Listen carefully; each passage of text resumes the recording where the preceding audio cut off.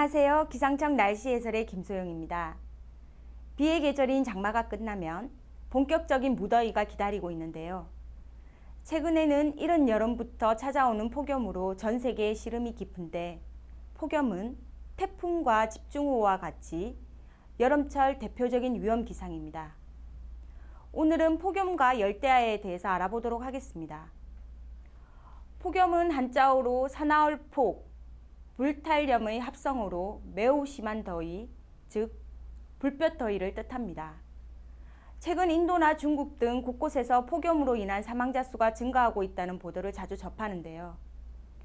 폭염은 높은 기온과 강한 일사로 인해 일사병, 열사병 등과 같은 온열 질환을 일으켜 건강에 악영향을 주기 때문에 기상청에서는 폭염특보를 발표하는데요.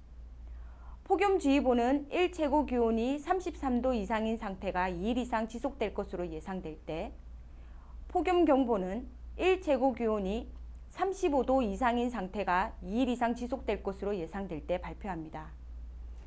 최근 10년간 주요 7개 도시 연도별 평균 폭염일수 분포를 보면 증가하는 추세를 보이고 2013년이 19.6일로 가장 폭염이 많이 발생하여 가장 더웠던 해로 나타났으며 지역별 분포를 보면 대구가 평균 31.1일로 가장 더운 도시로 나타났습니다. 지난 주말에 전국 대부분 지역에 폭염특보가 발표되었었는데요.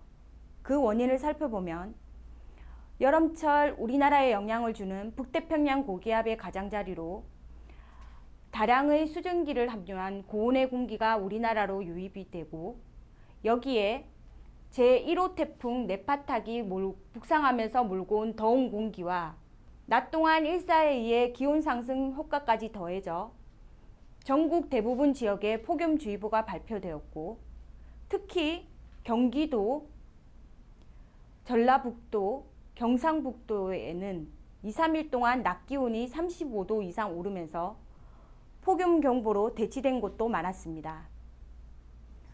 폭염으로 인한 온열 질환은 특히 60대 이상의 고령자들이 취약하며 우리나라의 경우 주로 논밭에서 사망하는 경우가 많은데요.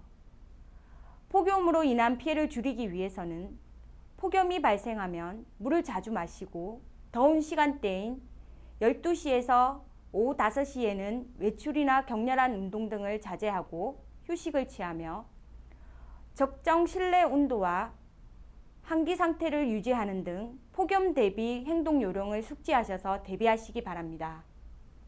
여름밤에 더위로 인해 잠을 못 이루어 수면 부족으로 일상생활에 고초를 겪은 적이 많으시죠? 이를 열대야 증후군이라고 하는데요. 폭염은 열대야를 동반하기도 합니다. 열대야란 해가 진 후 다음날 아침 해가 뜰 때까지 기온이 25도 이하로 내려가지 않는 밤을 나타내는 말로 그 모습이 열대 지역의 밤을 연상하게 한다고 하여 이름 붙여진 것입니다. 열대야의 원인을 알아보면 지구는 낮에 태양 복사로부터 받은 대기의 열을 밤 동안 장파 복사라는 것을 통해 방출해야 하는데 구름이 많거나 습도가 높아지면 복사열을 흡수해 온실 효과가 나타나 기온 하강이 저지됩니다. 최근 10년간 주요 7개 도시 연도별 평균 열대야 일수 분포를 보면 증가하는 추세를 보이다가 최근 2년간 감소하였고 2013년이 28.4일로 가장 열대야가 많이 발생하였습니다. 지역별 분포를 보면 제주도가 29.9일로 가장 많은 일수를 나타냈습니다. 잠을 이루는 최적의 온도는 18도에서 20도라고 합니다.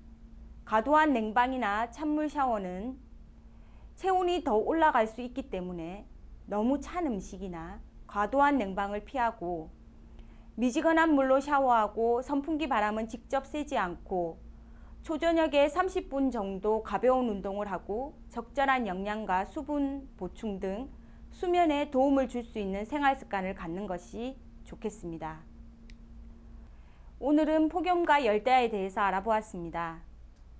폭염 대비 행동 요령을 숙지하고 좋은 생활 습관을 생활화하여 즐거운 여름 보내시기 바랍니다. 이상 날씨 해설이었습니다. 감사합니다.